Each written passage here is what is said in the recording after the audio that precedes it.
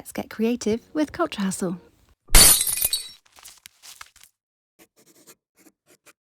Hey Scrawlers, I'm Kat from ScrawlrBox. Welcome back to another video.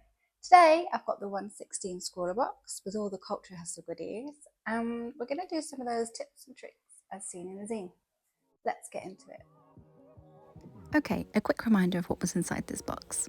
So we have 3 iconic paints from Culture Hustle, including the Easy Black 4.0 and the Brightest White. As well as that, we've got the Culture Hustle Pinkest Pink Pigment, which can be mixed with water, mixing mediums, or even popped into other acrylics. As always, there's a Scrawler zine featured in each box, which will take you through supplies, including warm-ups and tips from us as well as the artist. Let's get into it then, shall we? I'll be using the paper that's featured inside the box, which is a watercolour paper. A nice surface for all wet mediums and perfect for these paints from Culture Hustle. We're painting, so I'll need 2 pots of water and a palette and a pencil and ruler. Okay, so I sat down to do something super fun with these and my brain just went blank. The dreaded art block got me. Instead of crying in a corner like I usually do, I've decided to do something a bit of comfort. So I'm going to experiment with the paints, do the same thing 3 times and see how they look layered over each other. Then that way at least I get to do a little bit of art and see how the paints react to each other. First step was using the Blackest Black. So in each one I'm going to paint a different element in one colour.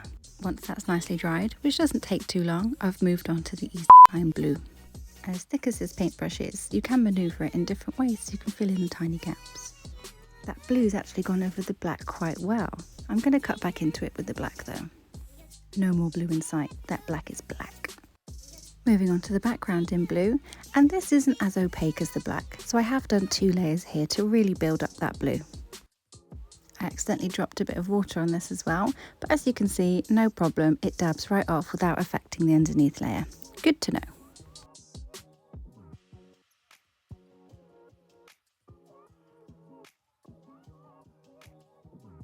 Onto the Pinkest Pink, and I'm going to activate this in one of the wells of the palette using some water.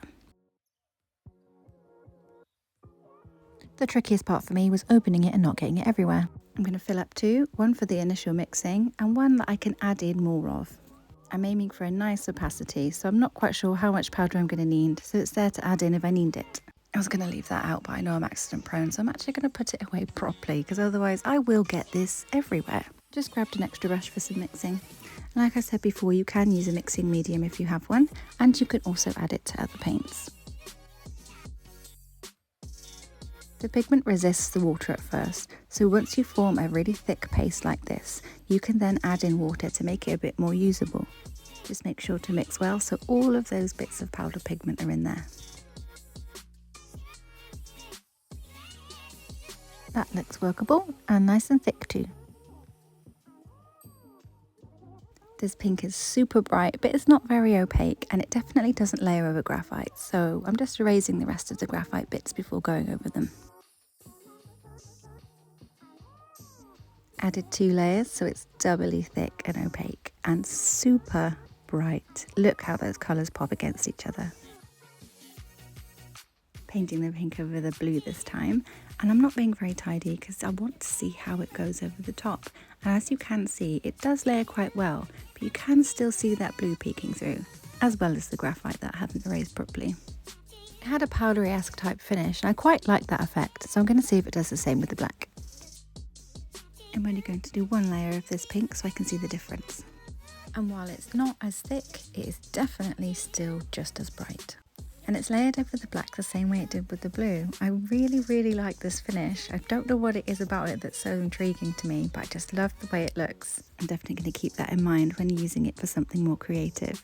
Cut back in with the black, no more pink untidiness. And if you've got art block like me, then this exercise was really fun and I got my hands moving and my brain working a little bit.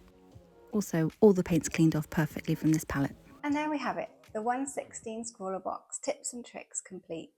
Hopefully this helps you out if you're going through a bit of art block as well at the moment.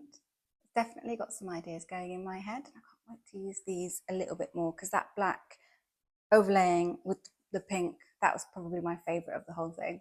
Anyway, hope you found this video useful. Until next time, keep scrolling. Thank you for watching. Hopefully I get over this little stump of art block quite quickly because I'm excited to use these paints in a much more creative way. Anyway, you know the drill. Like, subscribe, share, all that good stuff. Cheers then. Bye. Oh, and leave a blue heart emoji if you made it to the end.